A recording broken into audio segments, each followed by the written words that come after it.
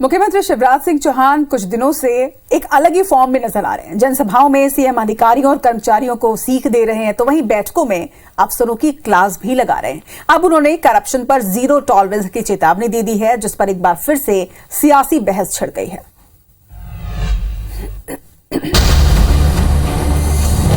अब होगा action, मिटाएंगे corruption, भ्रष्ट अफसर बनेंगे मोहरा, चमकेगा सरकार का चेहरा। मध्य प्रदेश में चुनाव से पहले सीएम शिवराज एक और भाजपा विधायकों की क्लास लगा रहे हैं, तो दूसरी ओर अफसरों पर भी नकेल कसी जा रही है। उनकी कई बैठकें सुबह सुबह ही पूरी हो जाती हैं, जिनमें शिवराज कलेक्टर और अफसरों को किसी भी लापरवाही पर नहीं बख्श रहे। खासकर करप्शन पर उन्होंने जीरो टॉलरेंस की नसीहत दी है।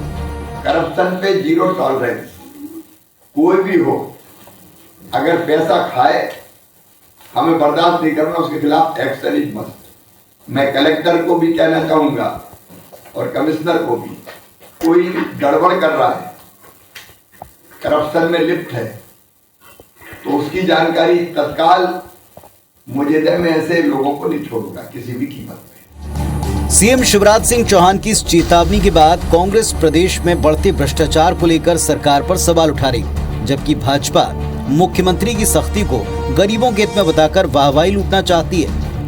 वृक्षारोपण घोटाला हुआ तो आज तक आप उस पर कोई कार्रवाई नहीं कर पाए। अब आप कह रहे हैं कि भ्रष्टाचार कोड की तरह है, तो ये आपको क्यों कहना पड़ रहा है? इसके पीछे आपका उद्देश्य क्या है?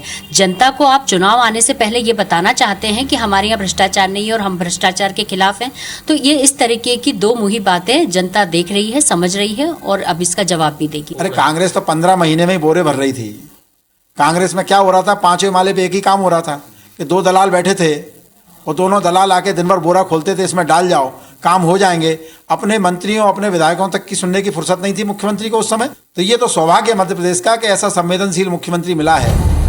आंकड़ों पर गौर करें तो मध्य प्रदेश में बीते 7 साल में रिश्वतखोरी के आरोप में 1658 अधिकारी पकड़े जा चुके हैं। पिछले 5 साल में भोपाल लोकायुक्त पुलिस टीम ने 180 लोगों को रिश्वत लेते गिरफ्तार कर 1.5 करोड़ रुपए जब्त किए। इसी दौरान 12 अफसरों के घर छापे में 15 करोड़ से ज्यादा की रकम मिली है। नेशनल क्राइम रिकॉर्ड ब्यूरो की रिपोर्ट के मुताबिक देश में भ्रष्टाचार के मामले में महाराष्ट्र पहले स्थान पर है, जबकि मध्य प्रदेश 6वें नंबर पर। एमपी में 2020 की तुलना में 2021 में करप्शन के केस 65% तक बढ़े। इस दौरान 200 सरकारी अधिकारी कर्मचारी रिश्वत लेते रंगे-हाथ पकड़े गए। लेकिन चौंकाने वाली बात है, पूरे साल में एक भी भ्रष्टाचारी सलाखों के पीछे नहीं पहुंचा। भ्रष्टाचार के खिलाफ पूरे देश में एक ही कानून है, भ्रष्टाचार निवारण अधिनियम 1988। लेकिन मध्य प्रदेश में भ्रष्टाचारियों को गिरफ्तार कर कोर्ट में पेश न कर लोकायुक्त पुलिस और ईओडब्ल्यू के अधिकारी खुद ही इन्हें नोटिस थमाकर छोड़ देते हैं। गिरफ्तारी न करने के पीछे अब लोकायुक्त और ईओडब्ल्यू के अधिकारी सुप्रीम कोर्ट के दिशा निर्देश का हवाला देते हैं, जिसके मुताबिक 7 साल से कम सजा वाले प्रावधान में आरोपी को नोटिस देकर छोड़ा जा सकता है। इतना ही नहीं, भ्रष्टाचारियों पर विभागीय कार्रवाई में भी मध्य प्रदेश फिसड्डी है।